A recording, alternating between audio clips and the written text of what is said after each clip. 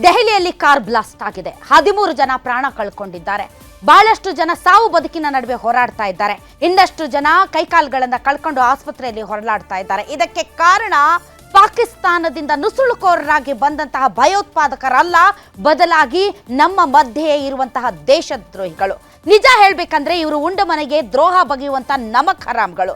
ಇಂಥ ನಮಕ್ ಹರಾಮ್ಗಳು ಎಲ್ಲಿಯವರೆಗೆ ನಮ್ಮ ದೇಶದ ಒಳಗಡೆ ಇರ್ತಾರೋ ಅಲ್ಲಿಯವರೆಗೆ ನಮಗೆ ಭದ್ರತೆ ಇಲ್ಲ, ಸುರಕ್ಷತೆ ಇಲ್ಲ. ಬೆಂಕಿಯ ಕೆನ್ನಾಲಿಗೆ ಮೇಲೆ ಕೂತ್ಕೊಂಡಷ್ಟೇ ಅನುಭವ. ಹಾಗಾದ್ರೆ ಈ ಭಯೋತ್ಪಾದಕರು ಅಶಿಕ್ಷಿತರ? ಇವರು ನಿಜಕ್ಕೂ ಕೂಡ ಏನು ಗೊತ್ತಿಲ್ಲದೆ ಇರೋರ? ಇವರು ಮೈಂಡ್ ವಾಶ್ ಮಾಡಲಾಗಿದ? ಇಲ್ಲ, ಇವರೆಲ್ಲರೂ ಕೂಡ ಕಾಲೇಜುಗಳಲ್ಲಿ, ವಿಶ್ವವಿದ್ಯಾಲಯಗಳಲ್ಲಿ, ಆಸ್ಪತ್ರೆಗಳಲ್ಲಿ ಕೆಲಸ ಮಾಡುವಂತಹ ವೆಲ್ ಎಜುಕೇಟೆಡ್.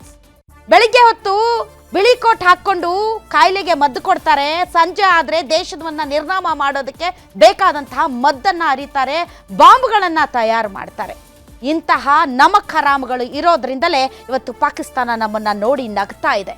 ಯಾಕೆ ಅಂತಂದ್ರೆ ಭಯೋತ್ಪಾದನಾ ದಾಳಿ ಆಗ್ತಾ ಇದ್ದ ಹಾಗೆ ಧರ್ಮದ ಹೆಸರಲ್ಲಿ ಸಮರ್ಥನೆ ಮಾಡ್ಕೊಳ್ಳೋದು, ಧರ್ಮದ ಹೆಸರಲ್ಲಿ ಒಬ್ಬ ಧರ್ಮೀಯರನ್ನ ಹೀಯಾಳಿಸೋದು ಒಂದು ರೀತಿ ಟ್ರೆಂಡ್ ಮತ್ತು ಫ್ಯಾಷನ್ ಆಗೋಗಿದೆ.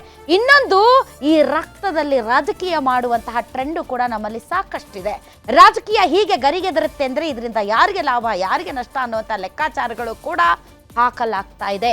ಹಾಗಾದ್ರೆ ದೆಹಲಿ ಬ್ಲಾಸ್ಟ್ ಆಗ್ತಾ ಇದ್ದಂತೆ ಇಡೀ ದೇಶದ ಜನ ಬೆಚ್ಚಿ ಬಿದ್ದಿದ್ದಾರೆ.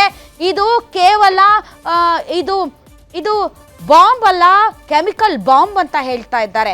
ವಿಷ ಉಣಿಸುವ ಪ್ರಯತ್ನ ಅಂತ ಹೇಳ್ತಾ ಇದ್ದಾರೆ. ನಾನಾ ರೀತಿಯ ಮಾರ್ಗಗಳನ್ನ ಉಪಯೋಗಿಸ್ತಾ ಇದ್ದಾರೆ. ಇದೆಲ್ಲ ಆಗೋದಕ್ಕೆ ಏನ್ ಕಾರಣ? ಎಲ್ಲಿದೆ ದೇಶದ ಭದ್ರತೆ? ಏನಾಗಿದೆ ಈ ದೇಶಕ್ಕೆ?